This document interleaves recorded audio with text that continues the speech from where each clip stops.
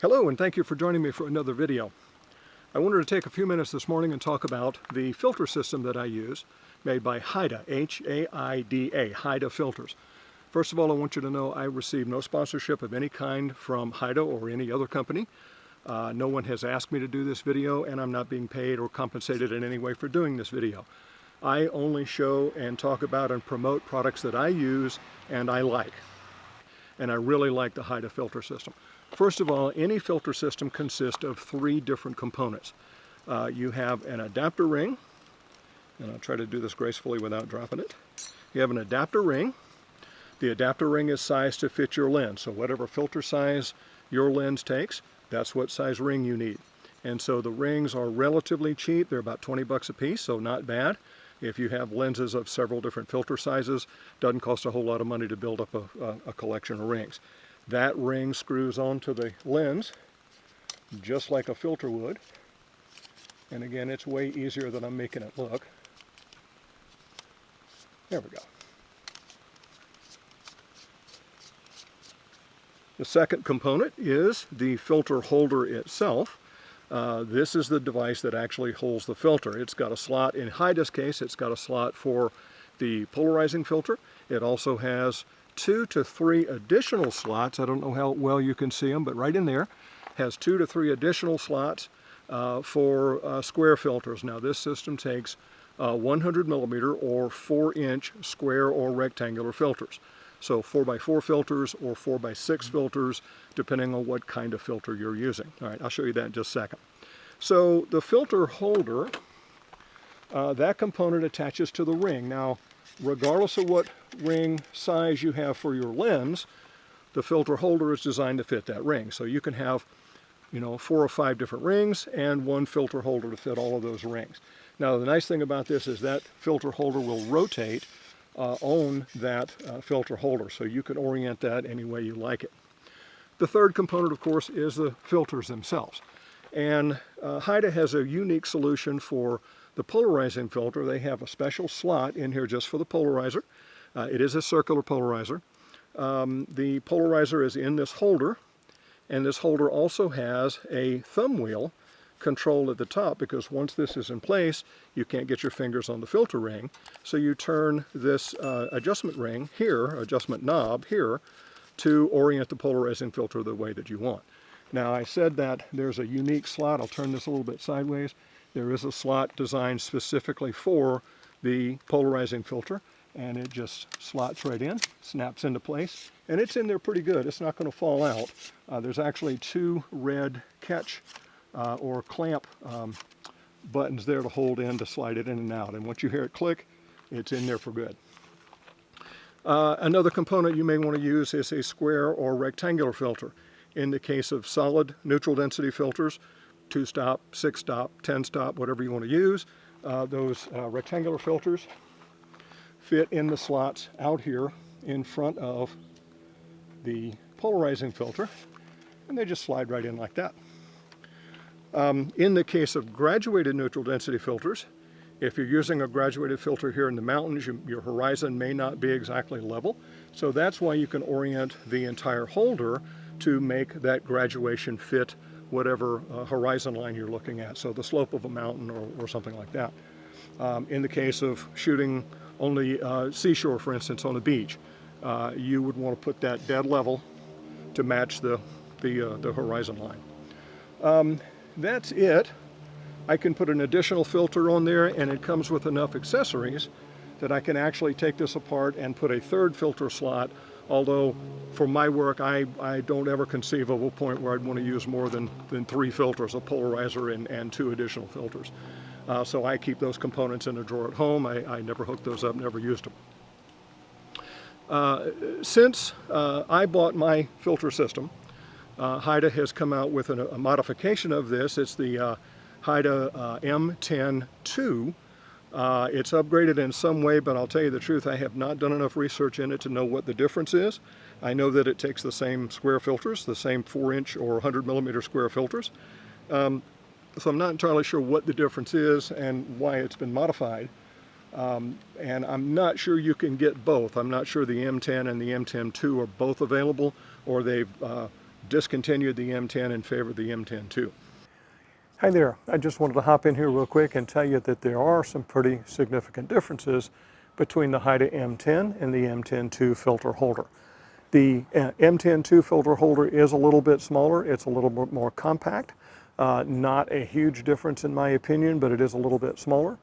Probably the biggest difference, the most significant difference in the two is that the original M10 uses a single lever to lock the filter holder onto the ring that you have to pull out. So you have to pull this lever to get the filter holder off, and then you have to pull that lever again to get it remounted.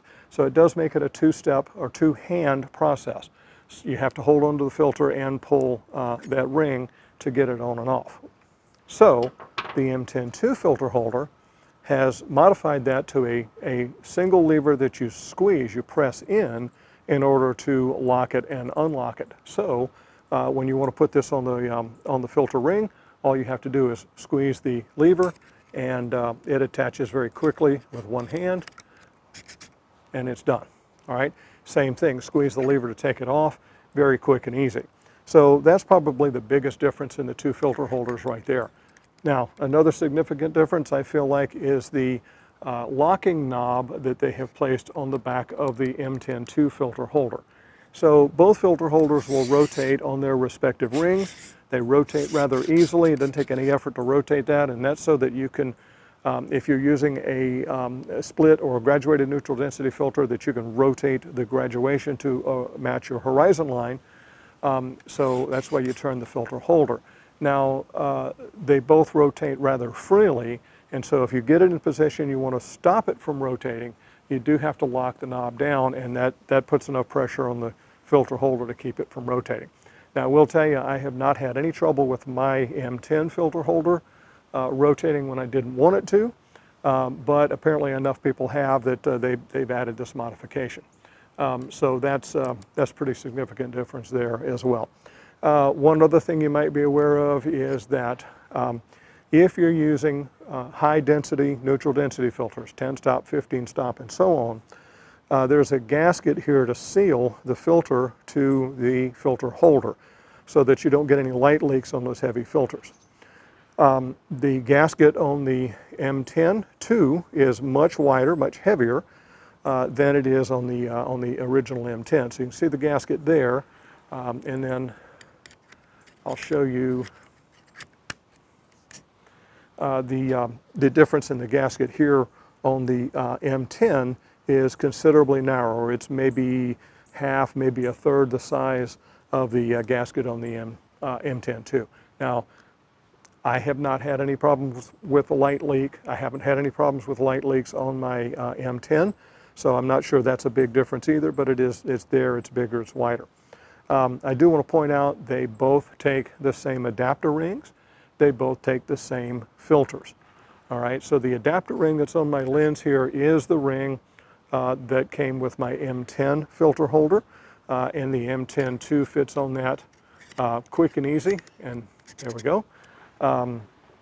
They do use the same filter, excuse me, they do use the same filters themselves.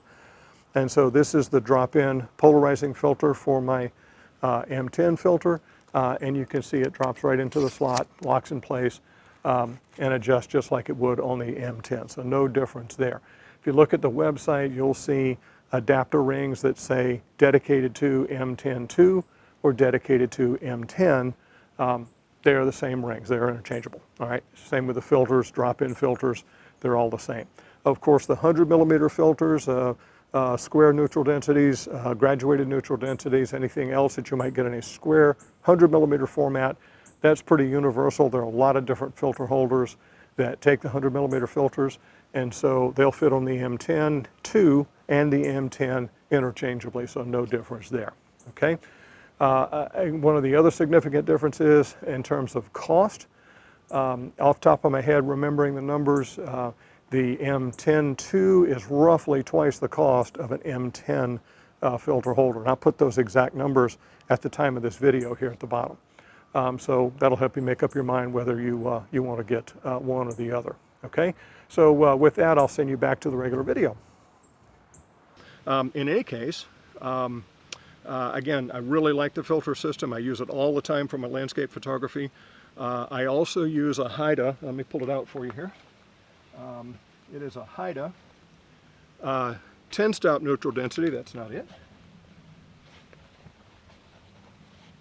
There we go. It's a Haida Red Diamond 10-stop neutral density filter. It's an optical glass filter and very ruggedly made. It is the most neutral 10-stop neutral density filter that I have ever used. The most neutral that I've ever seen. You know, most companies, when they make a neutral density filter, they forget the neutral part and you get some kind of color cast. I have images at home where I have taken a shot without the filter and with the filter. There is virtually no difference in color from one filter to, or from no filter to using the filter. And I'll see if I can drop some of those images in here to let you see exactly what I'm talking about.